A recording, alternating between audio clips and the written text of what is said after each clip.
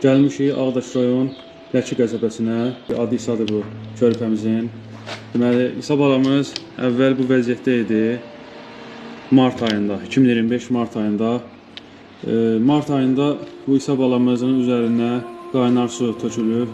Qaynar su töküldükdən sonra 4-cü dərəcəli yanıq xəsarəti alıbdı və onun ailəsi Azərbaycan çox şəhərinə, Bakıya həmçində göndəribdi. Orada bir müddət müayinə olunduqdan sonra təzədən göndəriblər Ağdaşa və uşağın deməli göndərdikdən sonra bir müddətdən sonra uşaqda əlində, çənəsində dartınmalar əmələ gəlir. Uşaq ağzını yuma bilmir. İndi yemək yeyə bilmir, yəni çox pis həqiqətən vəziyyətə düşübdür.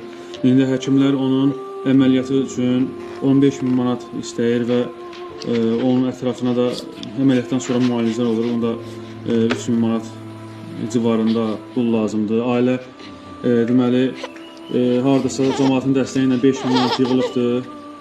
Sizin dəstəyinizə ehtiyacı var. Allah malınıza, mülkünüzə bərəkət versin. Dəstəyinizi gözləyirik. İnşallah nə yığıldı, siz bizim səmimiyyətimizə inanırsınız.